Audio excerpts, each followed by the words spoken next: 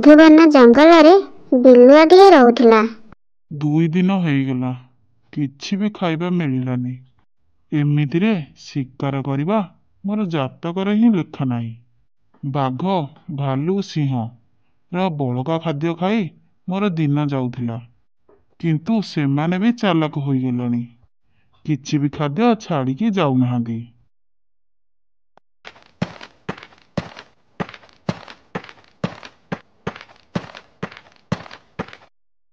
କେଡ଼େ ବଡ଼ ହାତୀ ହେଇଛି। ସେ ଶୋଇଛି। ଏଇନେ ମତେ ଦେଖିଦେଲେ ଦଳି ଚକଟି ମାରିଦବ। ଆଉ ଆଗକୁ ଯିବିନି।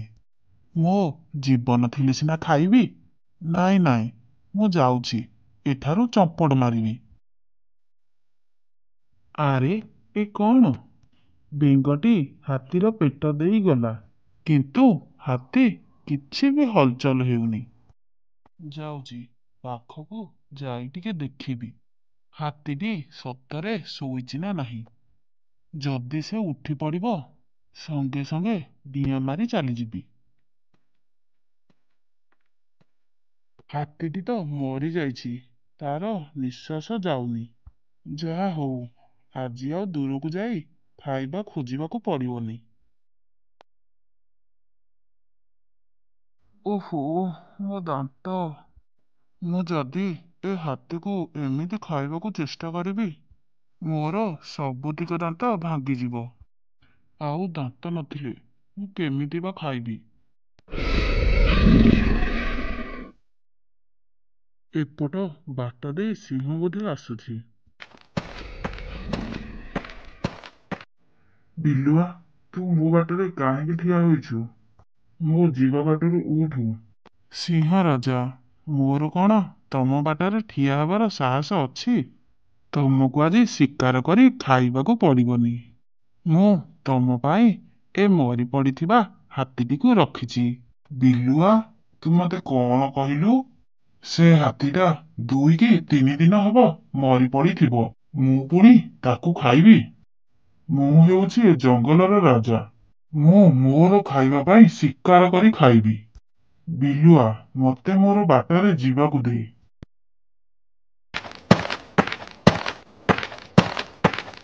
ଭଲ ହେଲା, ସିଂହ ଏଠାରୁ ଚାଲିଗଲା। ଯଦି ସେ ଖାଇବି କହିଥାନ୍ତା, ମତେ ଏତିକି ଟିକେ ବି ଖାଇବା ମିଳିନଥାନ୍ତା।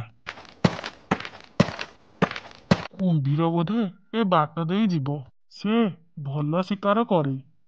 ସେ ବା କେତେ ଖାଇବ, କିଛି ଖାଇ ଛାଡ଼ି ଚାଲିଯିବ। ବିଲୁଆ, ଏ ହାତୀ ପାଖରେ କ'ଣ କରୁଛୁ? କୁମ୍ଭୀର ଭାଇ, ସିଂହ ରାଜା ହାତୀଟିକୁ ଶିକାର କରିଛନ୍ତି। ମୁଁ ନାମକୁ ମାତ୍ର ଏ ହାତୀଟିକୁ ଜଗିଛି। ତମେ ଯଦି ଚାହିଁବ ଏ ହାତୀକୁ ଖାଇପାରିବ। ସିଂହ ରାଜା ଏବେ କିଛି ସମୟ ହେବ ଯାଇଛନ୍ତି। ତାଙ୍କୁ ଆସିବାକୁ ବହୁତ ସମୟ ଲାଗିବ। ବିଲୁଆ, ମୋ ଜୀବନକୁ ଲୋଭ ନାହିଁ ନା କ'ଣ? ସିଂହର ଖାଦ୍ୟକୁ ମୁଁ ଖାଇବି। ସିଂହ ଆସିବା ଆଗରୁ ମୁଁ ଯାଉଛି ଚାଲିଯିବି, ନହେଲେ ସିଂହ ମତେ ଖାଇଦବ।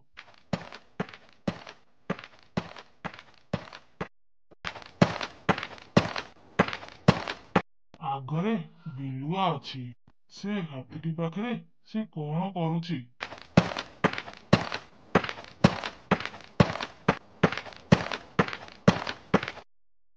ବିଲୁଆ, ଏଠାରେ କାହିଁକି ଠିଆ ହୋଇଛୁ? ସିଂହ ରାଜା ଏ ହାତୀଟିକୁ ଶିକାର କରି ମତେ ଜଗେଇକି ଯାଇଛନ୍ତି। ବାଘ ମାମୁଁ, ତମେ ବୋଧେ କିଛି ଖାଇନ। ତମେ ଯଦି ଚାହିଁବ ଏଥିରୁ କିଛି ଖାଇ ଚାଲି ଯାଇପାରିବ। ସିଂହ ରାଜା ଆଉ କିଛି ସମୟ ପରେ ଆସିବେ। ବିଲୁଆ ତ ସତ କହୁଛି, ମୁଁ କିଛି ବି ଖାଇନି। ଏପଟେ ଭୋକ ବି ଲାଗିଲାଣି। ସିଂହ ଯଦି ଆସିଲେ ଜାଣିବ ମୁଁ କିଛି ଖାଇଛି, ସେ କ'ଣ ମତେ ଆସିଲେ ଛାଡ଼ିବ? ନାଇଁ ନାଇଁ, ବାଘ ମାମୁଁ, ତମେ ବ୍ୟସ୍ତ ହୁଅନି। ସିଂହ ଏଥିରୁ ମତେ ବି କିଛି ଖାଇବାକୁ କହିଥିଲା। ତାକୁ ଆସିଲେ ମୁଁ କହିଦେବି ମୁଁ କିଛି ଖାଇଛି।